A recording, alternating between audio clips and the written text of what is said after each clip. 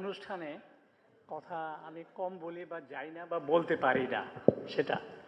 তারপরেও আজকের অনুষ্ঠান, এত বড় অনুষ্ঠানে যাইও না, আর এটাও সত্য। একে আজাদ যেটা বলছেন যে রাজনৈতিক দলের কোনো সভাতেও যাই না। আজকে একটা বিশেষ অবস্থা, বিশেষ সময়, আমাদের উপস্থিতিটা খুব জরুরি আমাদের জন্যে, বিএনপির জন্যে না, সেটা একটা বড় দিক। আর যে উপলক্ষে আজকে সভাটা ডাকা হয়েছে, বিএনপির ভারপ্রাপ্ত চেয়ারম্যান তারেক রহমানের বাংলাদেশে ফিরে আসা উপলক্ষে, সেটাও খুব গুরুত্বপূর্ণ।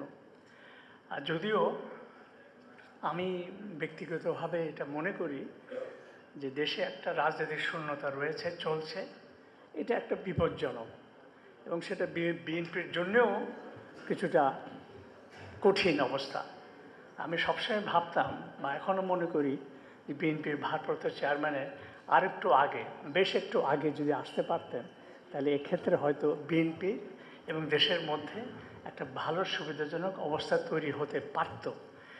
ওনার অনুপস্থিতিটা কিছুটা আপনাদের জন্য প্রশ্ন তৈরি করেছে, কিছু নানা রকম বিভ্রান্তি তৈরি হওয়ার সুযোগ হয়েছে, সেটা একটা আপনাদের জন্য নেতিবাচক হিসেবে দাঁড়িয়ে গেছে।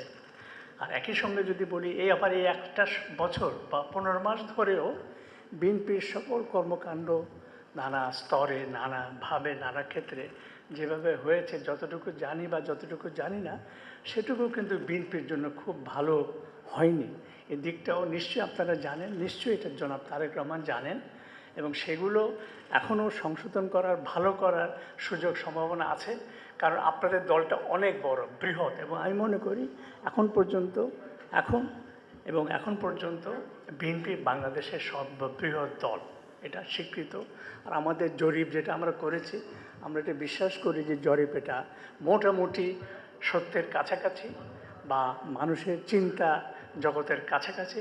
সেখানে বিএনপি কিন্তু বৃহত্তম দল হিসাবে এসছে, এবং নির্বাচনে অনেক বেশি ভোট পেয়ে তারা বিজয়ী হবে, সেটা কিন্তু আছে।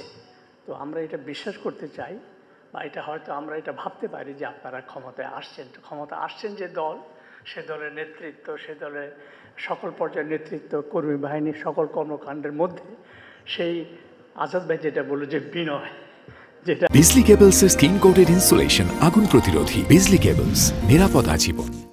আপনাদের সৌজন্যতা, বলবো যে ভদ্রতা, নেতৃত্বে গুণ ইত্যাদি কার্যক্রমগুলি অনেক বেশি করে প্রতিভাত হওয়া দরকার। আর এই প্রসঙ্গে আসে যে আপনারা যে নির্বাচনী তালিকা প্রার্থিতা করেছেন, এই বিষয়ে কিন্তু মানুষের মধ্যে খুব একটা উৎসাহ প্রবল তেমন না। অনেক ক্ষেত্রে কিছু কিছু জায়গাতে, কোনো জায়গাতে এটা আপনাদের বিবেচনা করার সুযোগ আছে কিনা আমি বলতে পারবো না, কিন্তু এইসব বিষয় হয়তো আপনারা একটু ভেবে দেখতে পারেন। এভাবে যদি আমি দেখি, তাহলে আমি আশা করব, এত বড় করে আপনারা সভা ডেকে আমাদেরকে আমন্ত্রণ জানিয়েছেন, খুবই ভালো উদ্যোগ, এবং আমাদের এখানে অনেক ভালো আলোচনা হয়েছে। আর এটা সবচেয়ে ভালো হলো যে এটা কেউ বলতে পারবে না যে বিএনপি পন্থী সাংবাদিকদের সমাবেশ হয়েছে, বা শরীফ ভাই তার পুরনো পছন্দের লোকদের এখানে উপস্থিত করেছেন। শরীফ ভাই করেন নাই, আমি ওনার একটা দীর্ঘ সময় ভক্ত মানুষ হিসেবে বলি যে সবাই যে এখানে উপস্থিত করেছেন, এটা একটা বড় শক্তি, আপনাদের বড় সফলতা। সেটা সালাউদ্দিন আহমেদের বিনয় হোক, বা দলের প্রতি আমাদের কিছুটা আস্থা বা সমর্থন বা ভাল লাগা থেকে যেভাবে বলি না কেন, এটাও একটা বড় গুরুত্বপূর্ণ। আজাদ ভাই যেটা বললেন 6 মাস অনেক দূর, যে একটা বৈঠক সাংবাদিকদের সঙ্গে, সম্পাদকদের সঙ্গে, এটা যদি মাসে হলে ভালো হয়, না হলে 3 মাসে হতে পারে। আর এটা আমি দেখেছি যে বিগত সরকারের 15 বছর আমলে শুধু তাদের পছন্দের মতো সম্পাদক সাংবাদিকদের তারা আমন্ত্রণ জানাতেন। কিছু কিছু সংবাদপত্র, আমাদের সংবাদপত্র বলতে গেলে নিষিদ্ধ ছিল।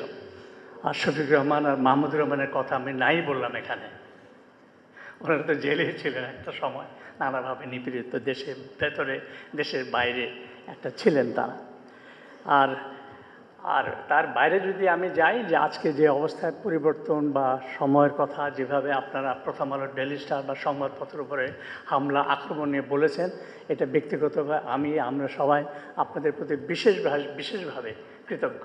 এই সংকটময় সময় আমাদের জন্য যখন একটা বড় দুর্যোগ, তখন আপনারা সবাই দলমত নির্বিশেষে সকল ধরনের পত্রিকা, সকল সাংবাদিক, সকল ইউনিয়ন, সকল আমাদের প্রেস ক্লাব আমাদের সাথে দাঁড়িয়েছে। এটা একটা বড়, আমি মনে করি যে এই প্রকাশটাও আমাদের সংবাদপত্র বা ভবিষ্যৎ সংবাদপত্রের সম্ভাবনা, গণতন্ত্রের সম্ভাবনা নিয়ে খুব ভালো একটা ক্ষেত্র জায়গা তৈরি হয়েছে। এটা রক্ষা করতে পারলে আমাদের জন্যে খুব ভালো হবে। আর এ প্রসঙ্গেই নির্বাচন চাই, নির্বাচন হোক সুষ্ঠু। আমি সবসময় এটা বলে এসেছি এবং আমি সবসময় বলতাম যে যত কিছু হোক না নির্বাচন হবে। অনেকে সন্দেহ প্রশ্ন করতো, আমি তাদেরকে বলতাম যে আমি কোনো কিছুই সন্দেহ করি না, ভাবি না। কিন্তু এখন আমার মনের মধ্যে একটু মনে মনে প্রশ্ন যাচ্ছে যে সময়টা যাচ্ছে, আগামী দিনগুলি কেমন যাবে, আগামী 2টা মাস কেমন চলবে, বিগত কয়েকদিনের যে ঘটনা তার কি প্রভাব হবে, কতটুকু হবে, এই নির্বাচনটা কতটুকু ভালো হতে পারবে, প্রশ্ন আমার মধ্যে জেগেছে।